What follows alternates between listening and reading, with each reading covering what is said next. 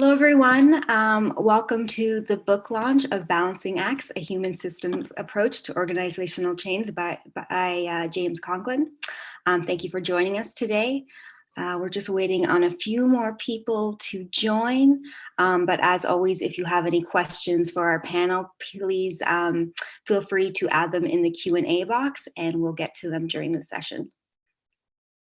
Okay, we'll start in a minute or so.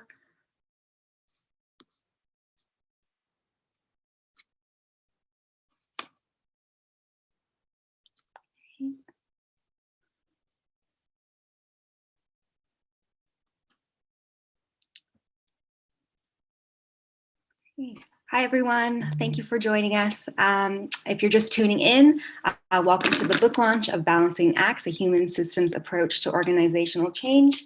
Here's the book right here. And thank you for joining us. My name is Brianna Muir, and I am an Associate Marketing Manager at the University of Toronto Press. So before we begin our launch, we would just like to acknowledge this land on which the University of Toronto Press operates. For thousands of years, it has been the traditional land of the Huron-Wendat, the Seneca, and the Mississaugas of the Credit. Today, this meeting place is still home to many Indigenous people from across Turtle Island, and we are grateful to have the opportunity to work on the land. So first, I would like to introduce our moderator for this afternoon, Walter W.J. Walker. Welcome, Walter. Thanks, Brianna. So Walter is a senior executive at Code Mantra, a publishing and digital document solutions provider. And Walter's company has sold digital publishing solutions for a broad array of businesses, including the International Monetary Fund, the World Bank, and the Metropolitan Museum of Art.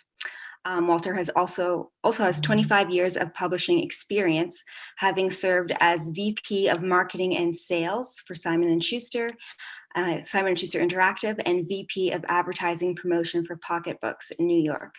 So thank you, Walter, for joining us, and I will turn it over to you to introduce Walter and our panel. Thanks so much. Thank you for having me. Yes, we've got on the panel today Colin Robertson. And Tej, can you introduce yourself and give a little bit of background? Sure. My name is Justine, and I work for a global social enterprise called Rios Partners.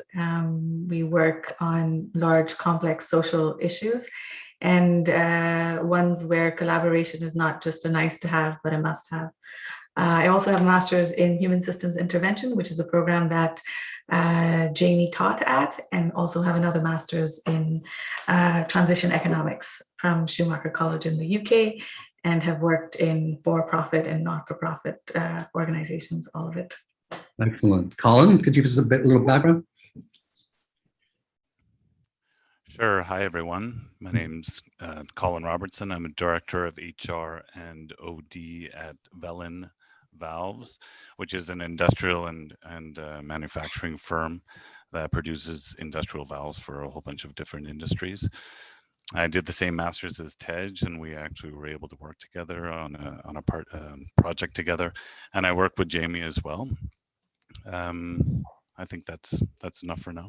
That sounds good. Now over to the author, James Conklin. I've known Jamie for quite some time. We're both from the west coast of Canada. I'm down here in Boston at this point in time, just north of Boston, Salem actually. But Jamie and I have known each other a great deal of time, and it's not surprising to me that of all my friends, he's the one that first gets published, but there you are. He has been very clever about this. I've read through this book. Exhaustive research is what I thought when I first opened it up. Huge bibliography. I would like to think that this is a condensation of almost everything that everyone knows about management and change management today. But first off, James, what about the title, Balancing Acts? What's the issue with the title? Oh, okay, Walter. Yeah, and you know, I guess I'd start by saying that, not surprisingly, Walter and I have had a few chats over the last few weeks after he agreed to moderate our discussion today. And as a result of that, I've been recalling some things from the past few decades and realized that I've been in this field of change management, for almost 40 years at this point. And in fact, when I started out, there was no word for what it was. The term change management had not yet been invented. And so I've been doing some remembering about the kinds of projects that I've participated in over the many decades now. And here's how I would put it, Walter, that one of the things that I began to notice maybe early in the 1990s, when it became evident that a lot of projects to bring about organizational change were not going that well. They were not finishing in a way that could be called successful. And this ended up being reported in a variety of different ways, including by the Auditor General of Canada. And what happened was people began looking for a recipe. They started looking for a simple procedure for bringing about change. And after a while, it became evident that there was no recipe. There is no recipe for organizational change. And so to get to your question, where did this title come from? As I was writing the early drafts of the manuscript, and you'll appreciate that I think what you have before you is the result of about the 5th draft.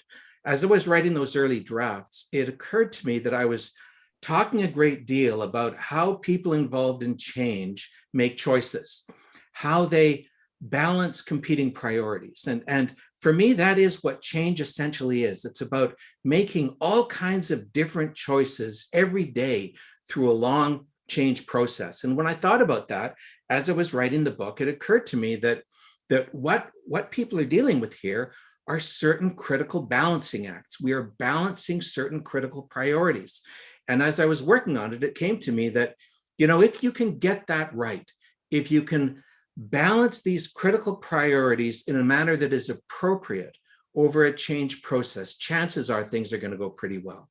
And so as time went on, then I started talking about the need to balance compassion for the people who are coping with the uncertainties of change, with the need to face the hard facts that are showing up in a change process, balancing the need for, let's say, an external change agent to participate in the dynamics of the organization that's trying to change, but also to remain apart so you can observe those dynamics and be an honest reporter on what's going on.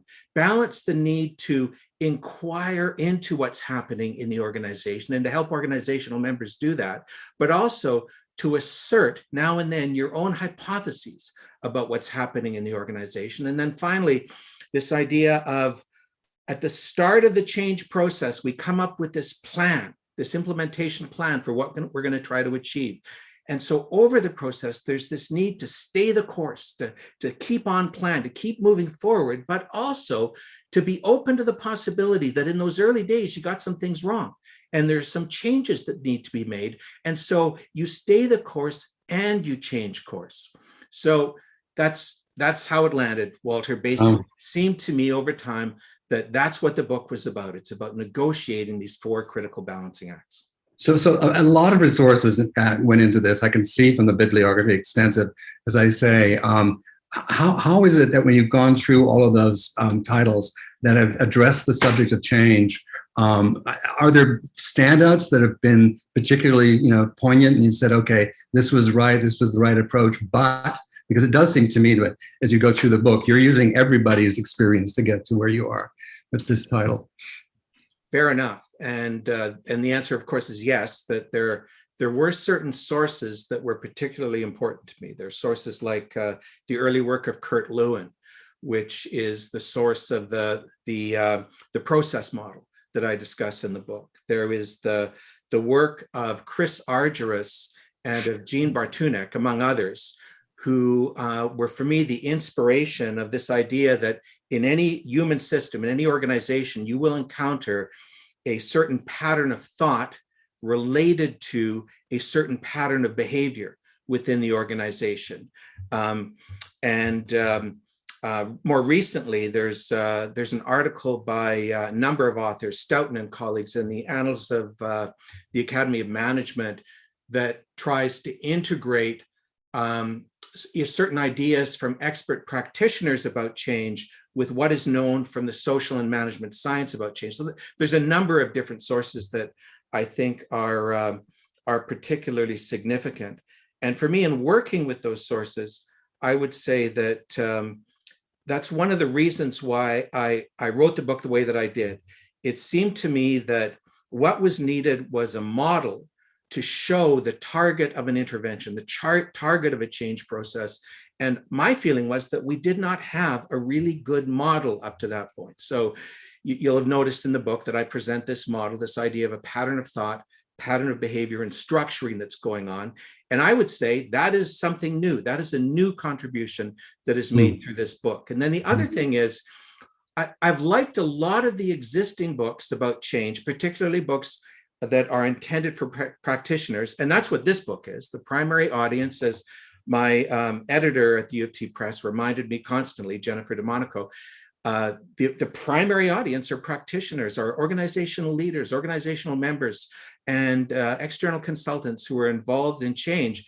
One of my frustrations with the existing literature for practitioners is that it's very light on links to the appropriate social and management science. And I like to know that what I'm relying on actually has some kind of evidence base. So when I wrote the book, one of my intentions was to make sure that I wove in the management and social science appropriately. And you mentioned the bibliography. There are also about 20 pages of notes at the end of the book as well. And that was one of my goals, to try to create those linkages for readers who are interested in that. So it could be that this is a definitive manual for an interventionist. Someone who's going to take this on. Is that reasonable? Well, I wish I could say yes, but I'll say it. My own thinking here is that organizational change is fundamentally contextual. It's fundamentally contextual, and we are continuing to learn more about human behavior, human cognition over time. And so there's many more contributions that are going to be made in the future. I think I could say that that this work is a summing up from a particular perspective at this point in time. So, those who are familiar with this kind of work will know that one of the things that's going on in the field of organizational change right now is, you might say, a rethinking of some of the old methods and an adding to those methods, or a replacing of those methods with something that some people refer to as dialogical methods. So less emphasis on diagnostic work, more emphasis on dialogical work, where we bring people together in big processes, you might say, to talk things through, to talk change into being. And one of the things that I tried to do in this work was to retain what I see as most valuable from the past work, what some now refer to as the diagnostic work, and supplement that with the new dialogical innovations that have been made over the past couple of decades. My own thinking is that we don't need to throw out the heritage. We don't need to throw out the diagnostic work. In fact, we should not. What we should do is seek a new integration, or I might say a new balance of these older proven approaches and these new innovations that are coming along. Excellent. So, Tish, Colin, you both have been in the business. I've not been in the business per se. I've been a victim of a lot of change. There's no question. I shouldn't maybe express it as a victim, but my experiences haven't always been all that positive, to Jamie's point. What's your big takeaways on the book, Tish and Colin? Tish, I'll go to you first. Thanks, Walter.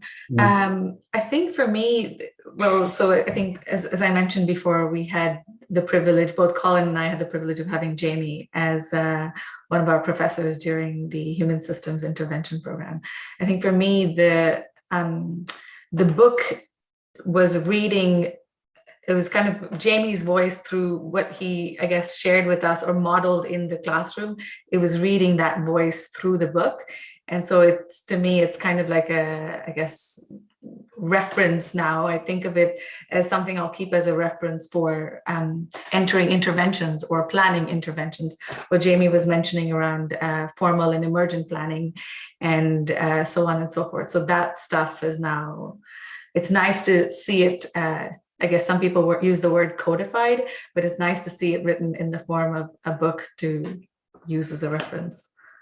I'll pause and give the mic to Colin. Just a little bit of background about change. In fact, I remember as a young practitioner, my first intervention, I was in way, way over my head. I had no idea what I was doing, and I called Jamie. He said, well, why don't you come over and we'll talk about it? And I showed up in a room that looked pretty much like Jamie's background. And we just talked it through. So when Jamie was talking about talking the change into being, that's what Jamie and I did at the start of my career. And I was recontracted after that. It was a successful intervention, and it was because I was able to start to talk it through and make meaning of it. But what came to mind many years later, reading the book, was I was reading it almost in preparation for this panel. And then this weekend, I took advantage of the 3-day weekend, and we have a big change that I'm planning. I said, well, why don't I take it for a test drive? And Excellent. so I read it with the with the change I was planning in mind. And, it was just a totally different experience. I think I wrote Jamie on the weekend saying, I think this is what I'm going to talk about. And then I went through that exercise, and I'm going to talk about something totally different because I actually lived the book. And I think one of the things he brings, maybe he's a little bit too modest, is that these 4 balancing acts, everyone can understand the 4 basic phases of a change. But the idea that those balancing acts that you referred to, that in each of these phases, there's a balancing act that you're going to have to focus on as an intervener. So when you're contracting, you're going to have to focus on this one. And when you're in your execution, you're going to have to focus on this one. And it's the first time I've really seen, here's a sort of set of guidelines on how to do it. And then here's a set of guidelines on also the mindset you need to do it successfully. So that's one of the takeaways that I thought was, as it started to sink in what he was doing, I thought this is becoming a sort of a model, something that will become well thumbed on a lot of OD practitioners' bookcases. Excellent, excellent. And we've got a question coming in from Antonio Starnino. Hey, Jamie, in your intervention model, can you speak to how various fields might focus on one of the dimensions, structures, thoughts, behaviors, over others, and the effects that might have? Okay. And first of all, thanks, Antonio, and thanks for showing up for this. I appreciate you being here. So to answer your question, let me first just say, for the people who have not looked at the book and aren't familiar with this work as of yet, the model that I propose in the book, I've been working with for a number of years now and continue to believe that it is a relevant and very powerful model, a way of thinking about the target of a change process. This model says that in any organization, you're going to find patterns of thought that give rise to patterns of behavior. I don't mean that everybody's thinking the same thing or doing the same thing, but rather that the management group, this professional group, this frontline group, they work together every day, they talk about the work experience and so on. And over time, they begin to create these shared patterns of thinking. And also, of course, they're doing the work of the organization. So there are shared patterns of behavior as well. And out of these 2 patterns, there arises what I want to call a structuring process where we structure the work. We come up with policies, we come up with procedures, we arrange the physical workspace, we do those sorts of things in order to stabilize the work and make it easier to get that work done. So we create this structuring. The structuring arises out of the patterns and then stabilizes the patterns. So that's what Antonio is asking me about, and he's asking me about whether there are particular aspects of this that are most relevant for different sorts of organizations at different times. And I would say yes, although my recommendation to people who are trying to bring about change in organizations is to pay attention to all 3, to realize that when you're trying to introduce a change into an organization, there may be implications for the existing patterns of thought for the existing patterns of behavior, and I would say there's almost always implications for behavior, but also for the structuring that goes on. And what has tended to happen over the past number of decades is that people who are bringing change into organization either focus almost entirely on structure and ignore the existing dynamics, the existing patterns of thought and behavior, or they focus entirely on the patterns of thought and behavior and ignore the structuring. And if you do that, you're creating a tremendous risk that the change process is not going to work. If you only focus on structuring, the dynamic of thought and behavior is likely to overturn the new structures that you're trying to introduce. If you only focus on behavior and patterns of thought, chances are that the existing structural arrangements will suppress the changes that you are trying to bring in. So you need to attend to all of them. Now, I don't think I'm quite getting at your precise question, Antonio, but the only other thing I want to add at this point is that I do sometimes think now, with the massive social and technological changes that are occurring in the organizational world right now, I do sometimes think that the priority right now is on patterns of thought, that we are seeing the setting aside of old mindsets and the opening up of new mental models, new frames, new mindsets. And it seems to me that that's happening in many, many different organizations related to all kinds of different topics that are becoming prominent. And in the context of the pandemic, which is yet another massive external force that is shaking organizational life up even more, it's almost as though we are putting into a context that makes it particularly conducive for rethinking old assumptions. Yeah, I think I'll leave it at that, Walter. Wow, that's good. That's great. There's another question coming in here, Jamie. This one's not being identified, but hi, Jamie. Congrats on the book. The title and examples given today remind me of Barry Johnson's Polarity Management. Curious the linkage you see between this new model and his work. Okay, so I'm going to say that yes, I think that there are some linkages between the work on polarity management and my work. Now, I must say that I did not rely on that work extensively at all for the writing of balancing acts, but there is this idea of managing different priorities. I relied more, for example, on the work of Robert Keegan and Lisa Leahy and their talk about competing priorities. And if you're interested in this, I suggest that you do look at that, because it's a very interesting perspective that has now been presented in a number of books that they have authored. And I might mention as well an older book on group dynamics, and I'm trying to find the title. I'm going to embarrass myself now by not being able to find the title. I think the title was something like The Paradoxes of Group Life by Smith and Berg, I think it was. And this is a really interesting, at the time, groundbreaking work in group dynamics that once again points out that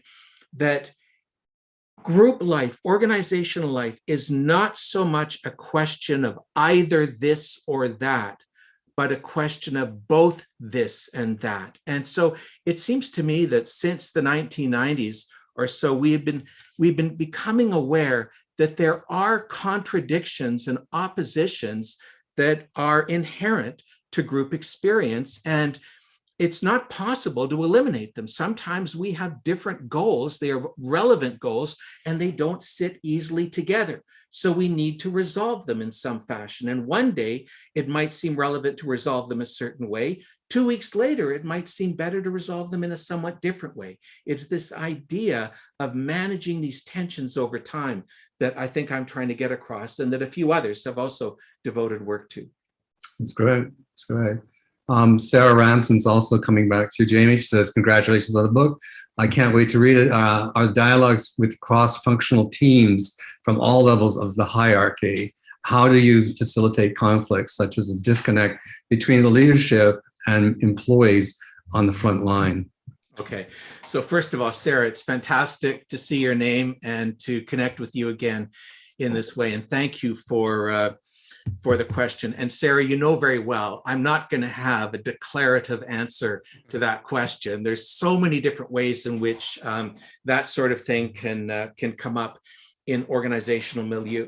But what I would say is that for someone who is doing our sort of work, it's not uncommon for a person who is a facilitator of change, who is an interventionist, as I say in the book.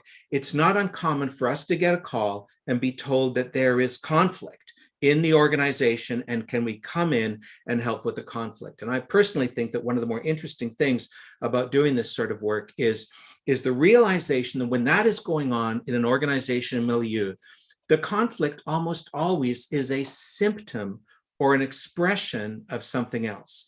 And so the challenge that we face is to help people to figure out, where is the conflict coming from? What is the source of the conflict? What arrangements are in place? What dysfunction has developed? What has happened in the world that has ended up pitting these groups against each other? And to do that in a way that allow people to realize that the different perspectives in the organization, that they are different, but they're relevant given the context of the people on the front line, the context of the middle managers or the senior managers. It makes sense that they would see the world the way that they would do. And that is where the conflict is coming from. By going through a process of perspective sharing, we can often get by the conflict and come up with some sort of resolution process that's actually going to work. Just working on the conflict can often be an error. Often what you end up doing is you create more capacity for conflict in the organization, but you don't do away with the source. So what happens is the conflict gets worse because there's more capacity for the conflict, and then it boils over again. Ultimately, you've got to try to figure out where it's coming from. Yeah. So great. I'm going to give you a little bit of a break here and go back to the panelists. Tish, Colin, I'm probably asking the most naive question of all, but in my experience in business, the interventionist is often an employee of the company. How much important is there for an independent interventionist?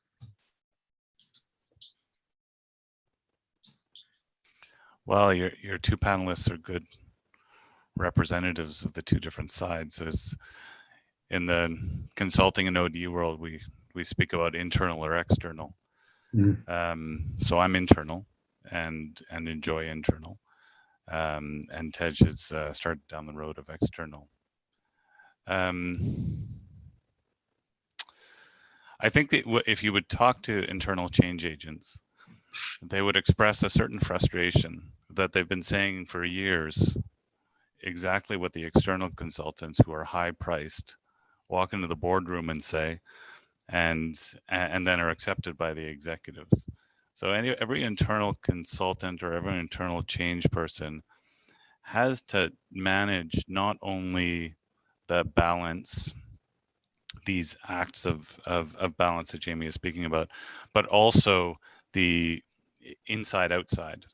Am I able to be in the system, but also be apart from the system so I can help?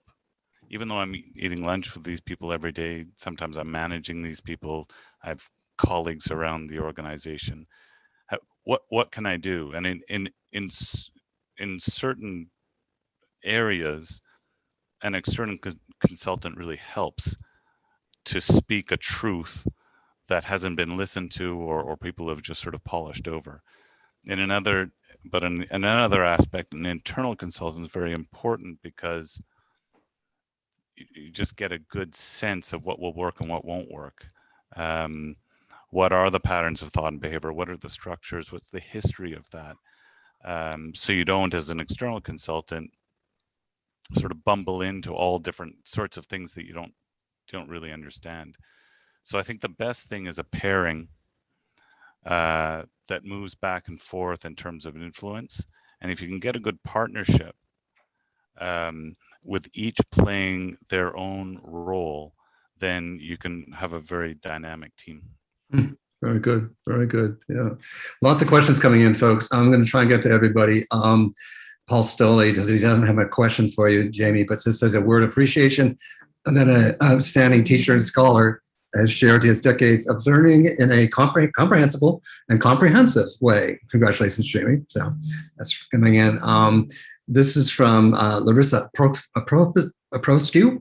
Hello, Jamie, and congratulations. I look forward to receiving the book and wonder if you could reflect on how a practitioner might approach change where the structure of the system is largely rigid. As you noted, working at the level of thought and behavior only has limitations. So what is the helpful relationship a practitioner can establish with the system? Many thanks. Okay, so, and thanks, Larissa, and thanks for showing up for this. Yeah, the thing is, you see, is I would say that by going through an inquiry process, that is to say, once you have contracted for going through some sort of a change process and you move into then data gathering, because it does seem to me that it's always wise to base a change process on data, and data that is gathered from the organization that is undergoing change for the most part. Once you go through a kind of exploration process where you were asking questions, you're gathering data of various sorts, and now you're getting ready to start looking at the data. If you've done that well, and if people have provided relevant, valid data in response to your inquiries, what is going to show up is an indication of the extent to which the patterns of thought, patterns of behavior, and the structuring are giving rise to the problematic situation that you're trying to deal with. And so by going through those steps, you are going to put a spotlight on those aspects of the existing reality that are going to need to change. And my experience has been that, a lot of the work that I've done lately has been in Canadian health systems, and that's how Paul Stoley and I know each other. By the way, it's great that you're here, Paul. But what we often find is that in health organizations and in health systems, a great deal of structuring has been put in place, in part because of the need to create reliable processes and to ensure the safety of people who enter into the health system for help. And we find things like in long-term care homes that there are regular scheduled meetings that take place every day or every week or every quarter, every year, that are part of the structuring of the way that work gets done. And it does create a certain rigidity right now, but this should come out in the inquiry process. And I'll say, Larissa, that one of the challenges that some colleagues and I are working on now is the situation of long-term care homes in the pandemic. And there's a fair amount of attention being paid to this right now because the Canadian situation has been so difficult. In fact, it's an area in which it looks like we're leading the world, and it's not something we do want to be leading the world in, the extent to which the pandemic has caused damage in those kinds of contexts. And so one of the things that is going on now is looking at the existing structuring, for example, in long-term care homes, and considering how the structuring needs to be changed in order to assure better care, just better care every day, but in particular, better care when more influenza epidemics arise, as they surely will. Great. This one's from Kit Mallow. Hi, Jamie, congratulations. I'm so excited to be part of the conversation. What role, if any, do change processes like PROSCI, or other models have in relationship to this type of model? Are those frameworks antithetical to this way of working, or can they be blended and used? Thoughts? Okay, yeah, and thanks, Kit, and thanks for showing up. It's a great question, and I don't think you'll be surprised to hear that I personally am skeptical of what I would call technocratic approaches to change. And, I'm not here to critique the Prosky methodology or other methodologies, but I sometimes do think that those methodologies lend themselves to what, in colloquial terms, we might refer to as a command and control approach to change. When change management as a term was first proposed, almost immediately some voices were here saying that this is a weird term. to use for change in organizations, because you cannot manage change. And I can remember hearing all kinds of arcane debates in the late 1990s about you lead change, you manage things, you don't manage change, you lead change. And there are all sorts of debates about things like this. But I think the interesting nuance in your question is whether it is possible to take an approach to use a process that calls upon something like the Prosky methodology that could actually be beneficial and helpful. And I'm going to say, I think that is possible. I think it is possible to blend approaches that open up minds to new ways of thinking and new ways of doing things. So, this is going to be boring for people who have participated in the courses that I've taught over the last 5 or 6 years, but I'm going to repeat here this idea that the first step into the new is taken from the old. So think about what this means. If one of the things that needs to change is existing mindsets, our first step toward the new way of thinking is from the old way of thinking. And so, one of the ways that I think about this, and to try to be really simple, is that if you're working with an organization that it's an old-fashioned bureaucracy, a command and control bureaucracy that genuinely wants to become more collaborative, the first step toward the more collaborative way is going to be a dictatorial step.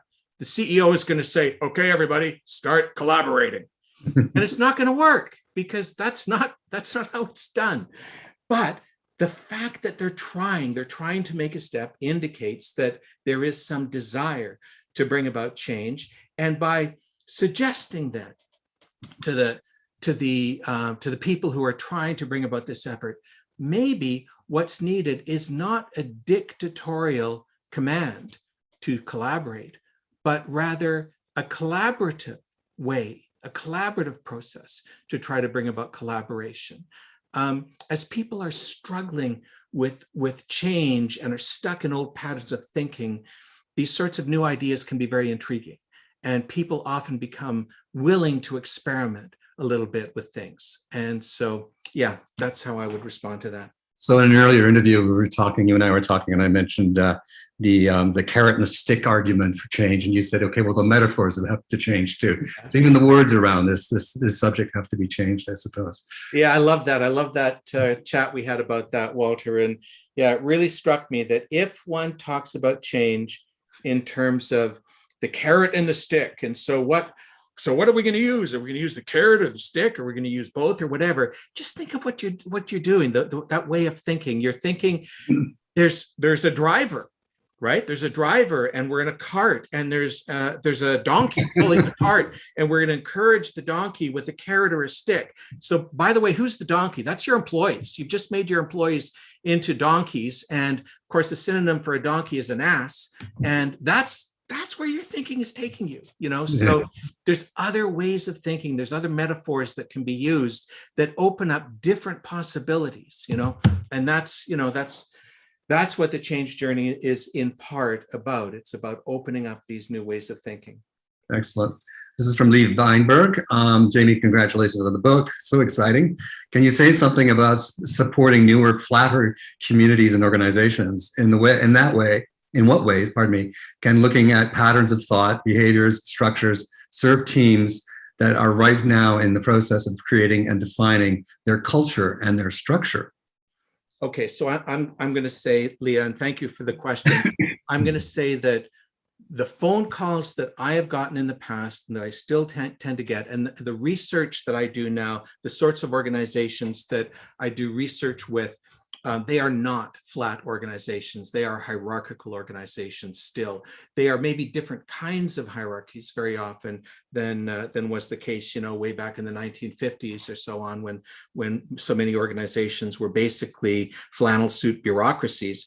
But nonetheless, there is some division of labor and hierarchy in these organizations. But I would say that for flat organizations, the extent to which I've seen consultants going to flat organizations had mostly been student teams going in and working with, say, small nonprofits that are trying to not have any sort of hierarchy.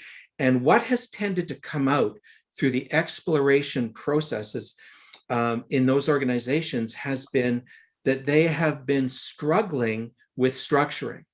And in fact, some of them have seemed almost to think that any kind of structuring is bad. It's by definition bad. And yet they're then struggling in order to get their work done, in order to determine how decision rights are going to work in the organization, how relationships are going to work, what boundaries there might be between different roles, and so on. And my impression has been that that's what's going on in organizations that are trying to function with less hierarchy in a more flat manner. What kind of structuring then is suited to that kind of organization that will stabilize the work and allow them to be effective? And my impression anyhow is that at this point, that is still a search that is underway. Great. Let me direct some of this over to the panelists too, Tijan and Colin. This next question is coming from Heidi. Excuse me from pronunciation. Seastrup. I think I've got that wrong. But anyway, I'm trying my best here. And congratulations, Jamie, on the book. Looking forward to reading it. In healthcare sectors, so need to think about leadership and employees and change. But we also have the patient, family, resident, tenant group who are impacted and often drive any change that happens. How do we bring this group into the change process? Behavior, thought, structure? I can take a crack at it. I think in the same spirit that Jamie's been sharing on gathering perspectives from a system, a lot of the work that we do, for example, where I work, is that you're not just gathering perspectives from one specific area or one specific stakeholder, but that you're gathering perspectives to understand the different vantage points of various different stakeholders. So if you can build a process or a change process that not only invites those perspectives, but helps in the co-creating of shared meaning and shared experiences, then, and they're part of that process, then that may be a way forward that is effective. And from my experience of having been in this field, where we're not just working with one often the projects we do are not just working with one organization or group of stakeholders, but is working across organizations in an industry and across stakeholders in an organization or an industry. That is often the process that we deploy. Colin, maybe the same question. I was talking earlier about education, where it's a big change management problem right now throughout the United States with COVID and going to a virtual classroom. You've got so many constituents being affected, and of course, the one key group, the students themselves. And they're not necessarily advocating for themselves, but many other sort of players involved, supposedly advocating on their behalf.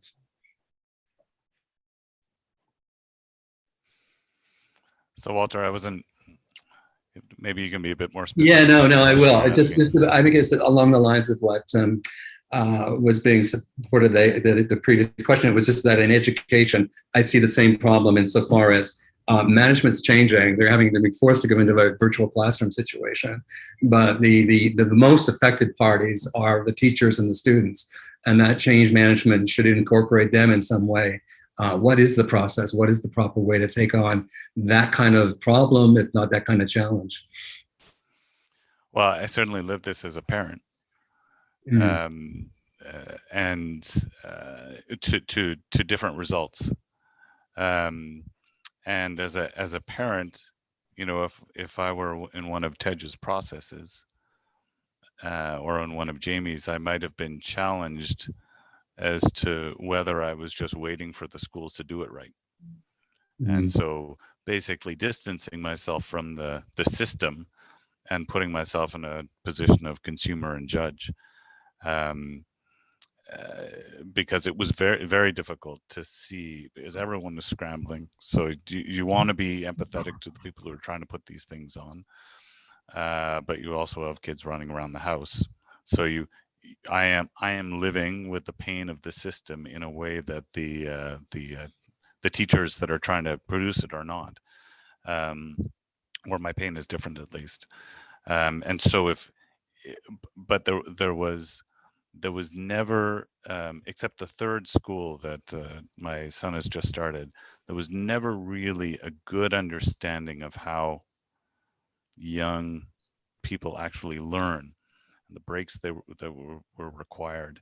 And it was very interesting to see one shot, not great, second shot, not great, third shot, finally something that made sense. But as a stakeholder, I didn't have any feedback or any feeling that I needed to influence the system in that. And perhaps that's something that Tej is talking about, that, you know, you have to bring in all the stakeholders and give them a sense that their contributions are important, because it's a shared reality.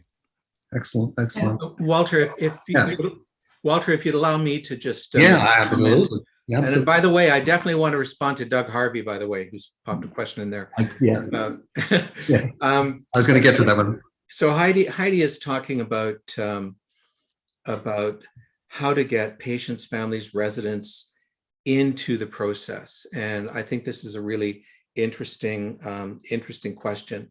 As many will know, that in the field of healthcare right now, there is this very slow, but I think real transition that's going on towards something that we might call person-centered or patient-centered care. And it's one of these change processes that has been going on long enough now without much real effect that it makes sense that we ought to pause and scratch our heads and say, wait a second, what's going on here? Things don't seem to be really changing all that much. And there's two things I want to say about this. One is that I think, Heidi, you're quite right to think in terms of how do we broaden our sense of the stakeholder groups that need to be involved in a way. How do we do that and include these stakeholder groups like patients, families, residents of long-term care homes in a way that is meaningful? And so I'm going to say that, you know, this, like you, this is one of the things that I've lived through over the past decade or so, seeing how research teams and intervention teams have attempted to include patients, residents, families in the processes that are trying to bring about change.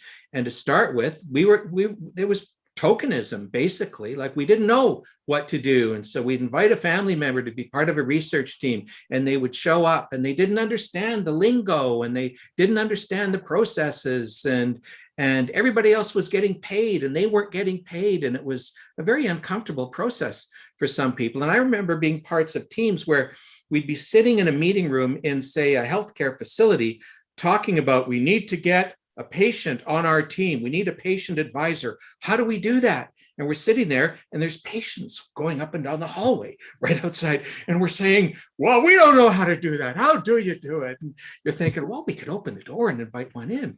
But it just seemed like there are these cognitive barriers to doing these things. So one of the things, it seems to me, based on the research that we're doing right now, one of the things to think about is, how do we bring new groups, new participants into existing structures and conversations in a way that is meaningful?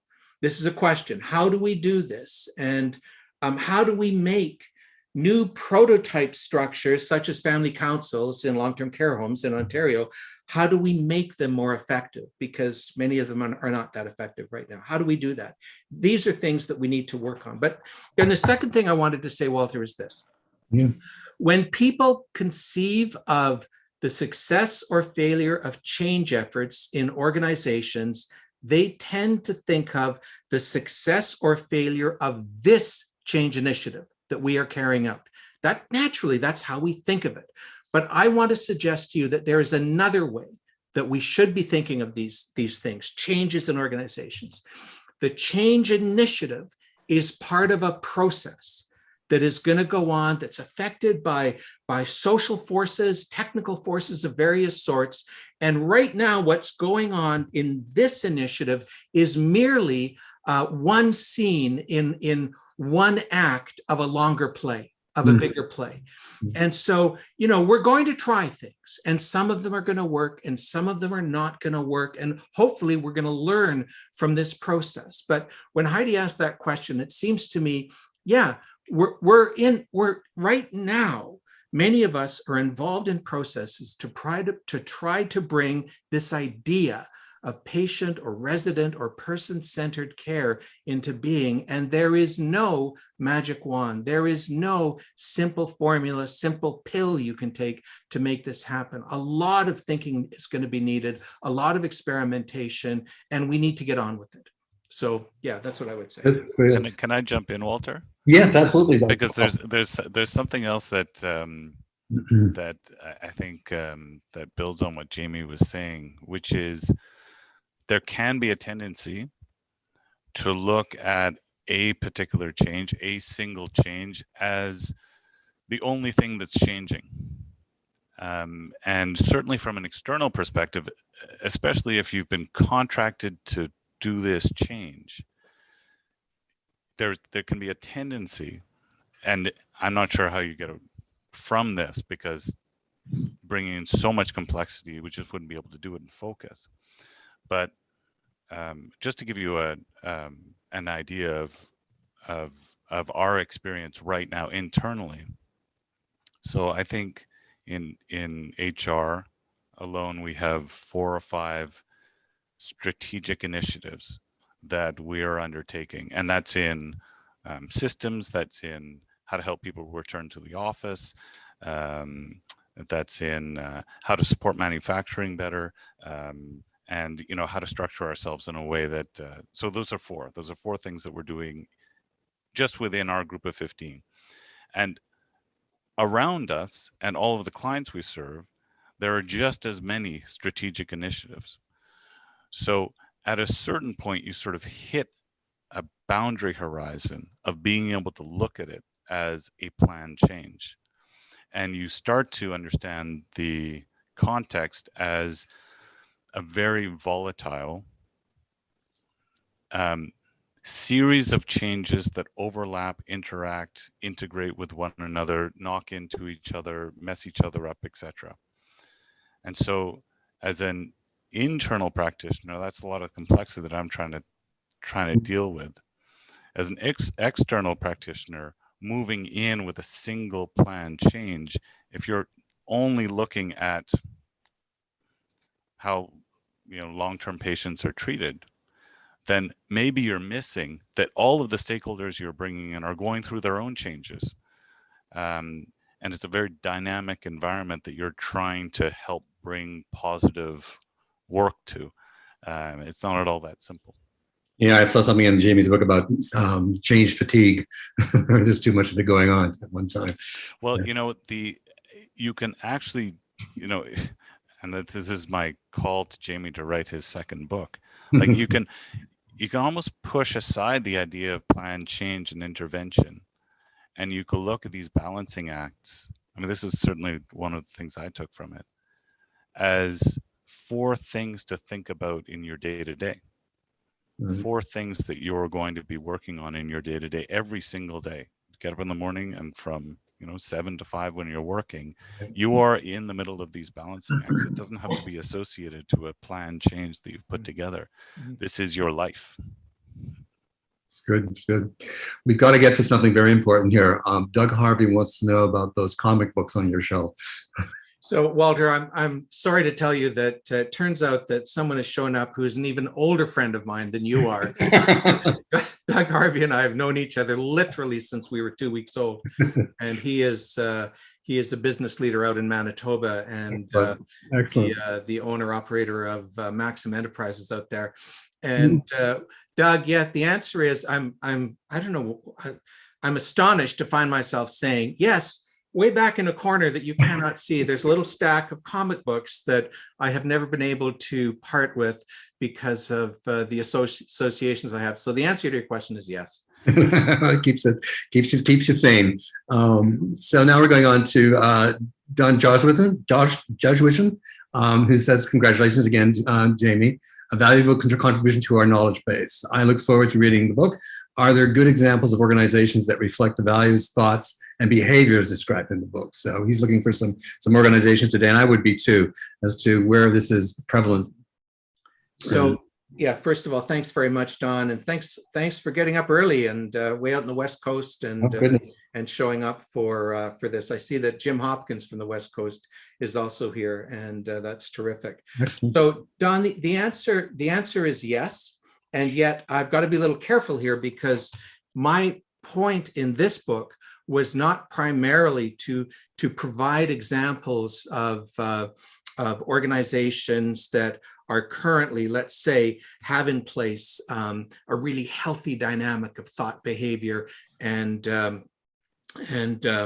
structuring. That was not the purpose of the book. The purpose was to try to provide a useful resource for people who are going through change. So the question might be then, so what does an agile, healthy learning organization today in the contemporary environment look like? And I think different people might answer that question in different ways. And I'm going to say that I'm going to say two things. First of all, the hunt is still underway for such an organization. Colin and I had a conversation a few years ago in which we were talking about how there has been a massive effort on the part of certain practitioners over the past 25 years or so to bring learning organizations into being. And we can't say that it's been all that successful. And so I'm going to say then that there is a search underway. There's a continuing search how to create more agile organizations, learning organizations that are able to cope and thrive in the kind of environment that we're seeing today. I can tell you that I've looked at the literature on what's happened with organizations as the pandemic hit. And of course, that literature is still appearing now. But one of the early things that came out several months ago is the suggestion that organizations changed quickly, but they did not necessarily adapt or learn as the pandemic hit. So it's almost as though organizations engaged in impulsive behavior rather than in thoughtful behavior when the pandemic hit. But anyhow, we're getting close to the end of time, Don. Offline, I can suggest to you some other sources that you might look at to get those exemplars. Yeah, thank you so much. We are out of time, folks. There are some more questions here. I believe we can capture them, so Jamie can respond to you either in text or phone you personally, maybe at some point with answers. But I thank everybody for joining. This is a great crowd. Good questions, I thought. Brianne, it's yours. Okay, thank you, Walter. Thank you, everyone, for joining in today, and thank you to everyone who submitted questions. It's evident that change is very much on everyone's mind right now. So Balancing Acts, you can order it right now. It's an incredibly important resource. And yeah, so I would like to thank Jamie and Walter and Taj and Colin.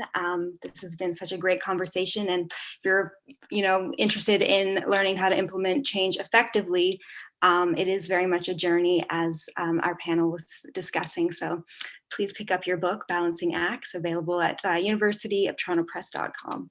So thank you, everyone, and take care and enjoy the rest of the day. Thanks all. Thank you.